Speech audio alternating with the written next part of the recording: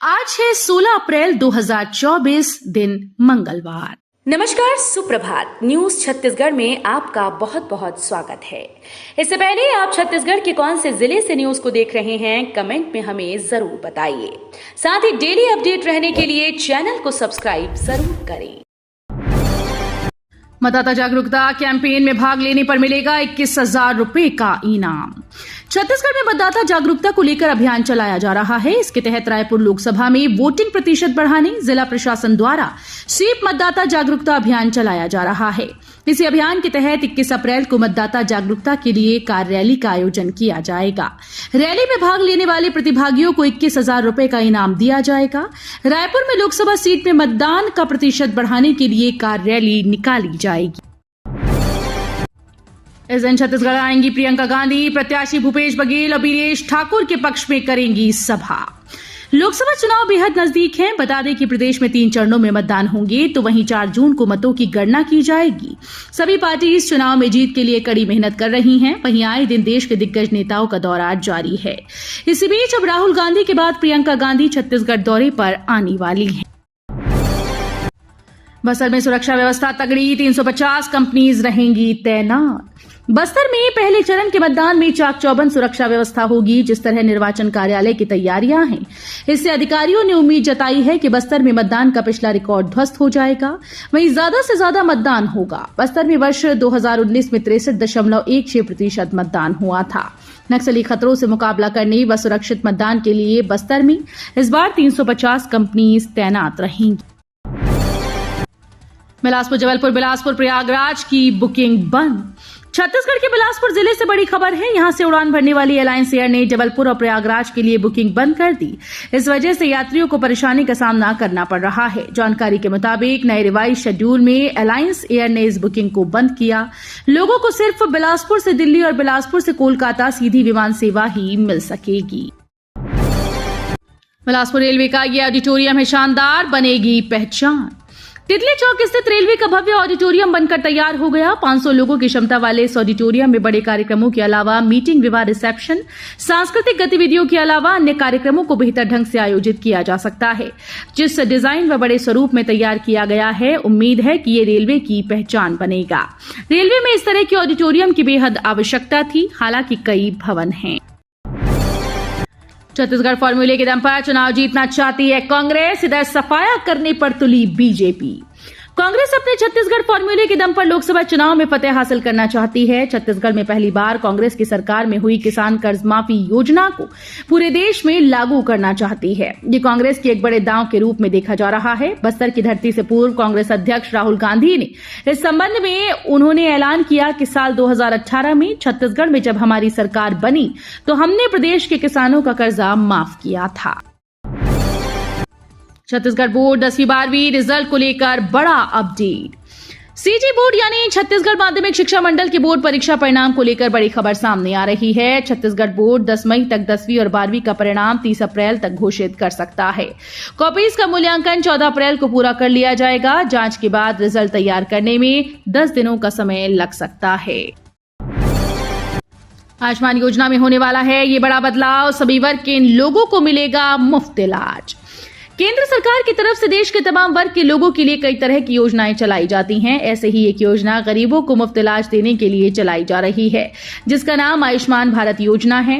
इस योजना के तहत केंद्र सरकार की तरफ से लोगों को 5 लाख रुपए तक का मुफ्त इलाज मुहैया कराया जाता है। अब चुनावी मौसम में इस योजना को लेकर एक बड़ा ऐलान हुआ है। दंतेवाड़ा में एक इनामी सहित 26 नक्सलियों ने किया सरेंडर। दंतेवाड़ा जिले में लोन वर्राटू अभियान से प्रभावित होकर एक इनामी सहित 26 नक्सलियों ने आत्मसमर्पण कर दिया। सरेंडर करने वाले नक्सली किस्टाराम, भैरमगढ़, मालांगर और कटे कल्याण एरिया कमेटी में सक्रिय थे। वे सभी नक्सली बंद के दौरान रोड खोदना, पेड़ काटना और नक्सली बैनर पोस्टर लगाने की घटनाओं में शामिल थे। बिगड़ा ट्रैफिक, पैदल चलने वाले भी परेशान। शहर की 26 सड़कों पर नो पार्किंग सबसे बड़ी समस्या।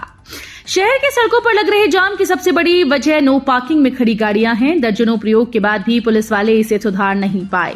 राजधानी के 90% सड़कों पर लोग बेतरतीब से गाड़ियां खड़ी कर चले जाते हैं। गाड़ी वाले तो इससे परेशान हो ही रहे हैं, पैदल चलने वालों की मुश्किलें भी कम नहीं। ट्रैफिक पुलिस का दावा है कि रोजाना नो पार्किंग में खड़ी 60 से ज्यादा गाड़ियों पर कार्रवाई की जा रही है। कांकेर लोकसभा में 727 बूथ पर होगी मतदान। इस दिन होगी दूसरे चरण की वोटिंग। लोकसभा निर्वाचन के लिए 26 अप्रैल को कांकेर जिले की तीनों विधानसभा के 727 पोलिंग बूथ में मतदान होना है। इसकी तैयारियों को लेकर रविवार को सेक्टर अधिकारियों का तृतीय व आखिरी चरण का प्रशिक्षण संपन्न हुआ। इसमें भारत निर्वाचन आयोग के द्वारा जिले के लिए नियुक्त सामान्य प्रेक्षक डॉक्टर MT रेजू और कलेक्टर व जिला निर्वाचन अधिकारी अभिजीत सिंह शामिल हुए। इस दौरान कलेक्टर ने संबोधित करते हुए कहा कि मतदान संपन्न कराने में सेक्टर अधिकारियों की अहम भूमिका होती है। फिर आएंगे मोदी, निशाने पर होंगे कांग्रेस के पूर्व CM। लोकसभा चुनाव के प्रथम चरण का काउंटडाउन शुरू हो गया है और साथ ही दूसरे चरण के लिए सभी दलों ने जोरदार प्रचार प्रसार शुरू कर दिया। छत्तीसगढ़ में एक बार फिर से प्रधानमंत्री नरेंद्र मोदी हुंकार भरने आएंगे। मोदी 19 अप्रैल को एक साथ 3 लोकसभा सीट को साधने आ सकते हैं। मोदी की राजनांदगांव और धमतरी में विशाल जनसभा कराने की तैयारी में भाजपा कार्यकर्ता जुटे हुए हैं। पूर्व CM भूपेश बघेल के परिवार से पलायन शुरू, भाभी बीजेपी में शामिल। लोकसभा चुनाव के लिए महज कुछ ही दिन बचे हैं। इसी के साथ नेताओं की पार्टी छोड़ने का सिलसिला जारी है। पिछले कुछ दिनों से कई कांग्रेसियों ने पार्टी से नाता तोड़कर बीजेपी में शामिल हुए। वहीं आज फिर कांग्रेस को बड़ा झटका लगा। दरअसल पूर्व मुख्यमंत्री और राजनांदगांव से मौजूदा कांग्रेस प्रत्याशी भूपेश बघेल की भाभी सीमा बघेल ने भाजपा का दामन थाम लिया है। बीएसपी ने छत्तीसगढ़ में जारी की 3 प्रत्याशियों की लिस्ट। लोकसभा चुनाव के तीसरे फेज के नामांकन की प्रक्रिया शुरू होने के बाद आखिरकार बीएसपी ने अपनी तीसरी लिस्ट में बिलासपुर, सरगुजा व रायगढ़ सीट के लिए प्रत्याशी की घोषणा कर दी है। इस तरह अब चुनाव मैदान में भाजपा व कांग्रेस के बाद बीएसपी प्रत्याशी की घोषणा के बाद तीनों जगह त्रिकोणीय मुकाबला देखने को मिलेगा। लोकसभा चुनाव के मद्देनजर भाजपा व कांग्रेस अपने स्तर पर जोर शोर से तैयारियों में जुटी हुई। 8 स्कूल बसों में मिली एक्सपायरी अग्निशमन यंत्र व दवाइयां। क्षेत्रीय परिवहन विभाग ने रविवार को स्कूल बसेस की जांच की। जांच के लिए अलग अलग स्कूल की 166 बसें पहुंची।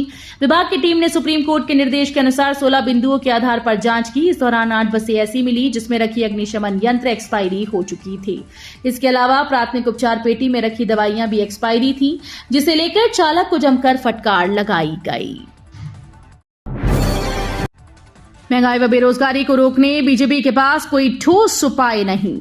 भारतीय जनता पार्टी के द्वारा जारी चुनावी संकल्प पत्र को छत्तीसगढ़ विधानसभा के नेता प्रतिपक्ष डॉक्टर चरणदास महंत ने छलावा से ज्यादा कुछ नहीं करार देते हुए कहा कि इसमें महंगाई से त्रस्त जनता और भीषण बेरोजगारी की मार झेल रहे युवाओं को राहत देने के लिए न तो कोई बात की गई और न ही कोई उपाय इनके पास है।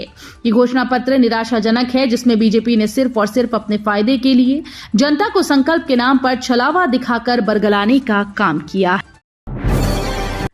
दुर्ग के 2 आरोपी गांजा सप्लाई में गिरफ्तार। राजनांदगांव जिले में हुआ भांडाफोड़। दुर्ग जिले के 2 आरोपी राजनांदगांव जिले में गांजा तस्करी मामले में गिरफ्तार किए गए। दोनों आरोपी सुपेला थाने के अंतर्गत कोहका और अवंतीबाई चौक के पास रहने वाले हैं। आरोपियों के पास से करीब 90,000 रुपए कीमत के 6 किलो गांजा जब्त किए गए। आरोपियों में एक का नाम किशन निषाद और दूसरे का दिनेश जंघेल बताया गया। पालनार में 10 साल बाद होगा मतदान। बीजापुर जिले के धुर नक्सल प्रभावित गांव पालनार में 10 साल बाद मतदान होगा। यहां फोर्स की तैनाती के बाद ये मुमकिन हो पाया। वहीं दूसरी तरफ खास बात यह है कि चुनाव को महज 4 दिन शेष रह गए हैं और वोटर्स को मतदान की तारीख तक नहीं पता। प्रदेश के 11 में से 1 बस्तर लोकसभा सीट पर 19 अप्रैल को होने जा रहे मतदान में बीजापुर के पालनार गांव में इस बार वोटिंग होगी। बड़े पैमाने पर छापेमारी की तैयारी। आबकारी के 14 अधिकारियों और 20 कंपनीज पर छापे की तैयारी।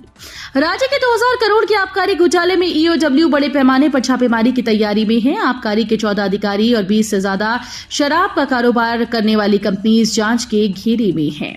इन अधिकारियों और कंपनीज का नाम FIR में है। उनके ठिकानों में जांच के लिए EOW की टीम जाएगी। कबीरधाम एसपी ने बगैर फिजिकल टेस्ट पास किए पुलिस आरक्षक बनने का दिया ऑफर।